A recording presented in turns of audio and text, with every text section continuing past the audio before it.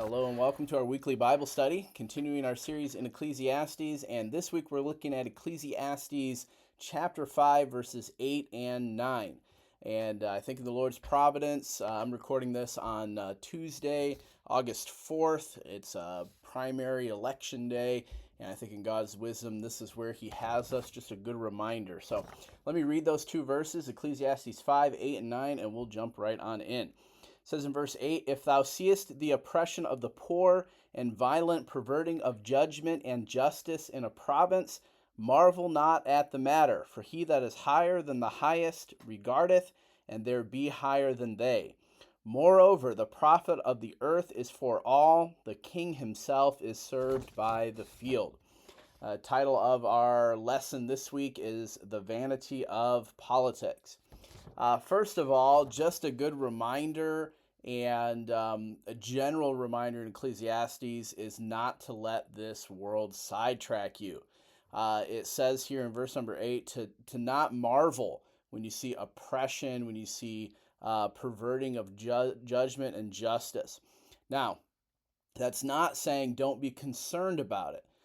In fact, the preacher in Ecclesiastes is very concerned when he sees oppression. It causes him consternation. It breaks his heart. So this verse is not saying to not be concerned. More, it's saying don't be surprised. We are going to find the perversion of justice and the oppression of the poor. It is going to be a part of the world system that we find ourselves in, no matter what age we live in. And this is just another good reminder. We've seen wisdom, pleasure, work, all those things called vanity under the sun. And here we see that politics and or government, those things are also vanity under the sun, right? And the preacher recognizes that that can be a great source of discouragement and distraction, and he warns us away from that. Don't let that sidetrack you. Don't let it lead you towards pure apathy, right? It's, again, not that those things don't matter, but they can never be where we put our confidence and trust. And so to zero in on that thought, let me encourage you with our second point, don't put confidence in politics or government.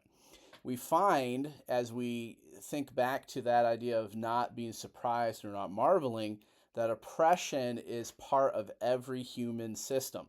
That doesn't mean we're okay with it. That doesn't mean we just accept it. But it is a part of every system that we will find ourselves living under. Don't marvel. You will always find it.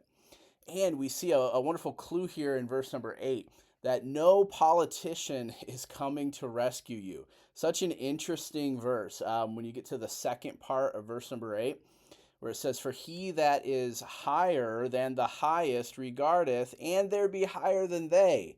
Right? So there's always one other person in this system. And I'm not sure how much bureaucracy was present in Solomon's day. When you read things like Daniel's involvement in the kingdom of Babylon, right? You see that bureaucracy was a part of those kingdoms. There's always another person who is oppressing the people that are oppressing the people lower than them, right? There is no politician, no system of government that's coming to rescue us. That can't be where we put our confidence. And then verse 9 is another interesting addition to this concept, because we understand there's no perfect man-made system. It seems like the preacher is saying, as bad as things are in what I can observe, right, it could be worse. There is some profit here. The king is restrained in some ways because he's being served by the land, by the country, by the field, right?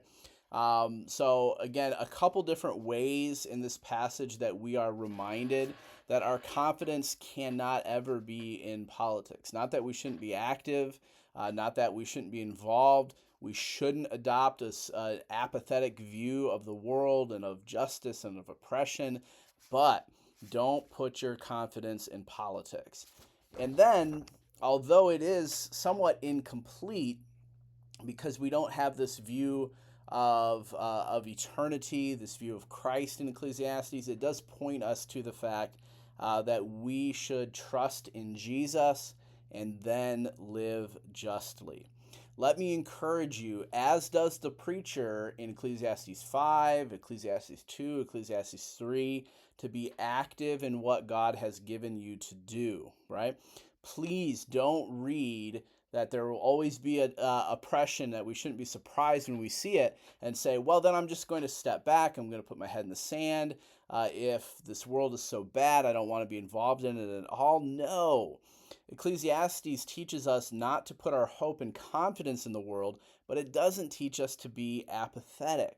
And so if you go down to verse 18, which we're not really looking at fully tonight or this week, but verse 18 says, behold, that which I have seen, it is good and comely for one to eat and to drink and to enjoy the good of all his labor that he taketh under the sun all the days of his life, which God giveth him, for it is his portion. Don't neglect your portion. Although the world is filled with oppression, justice is often not found.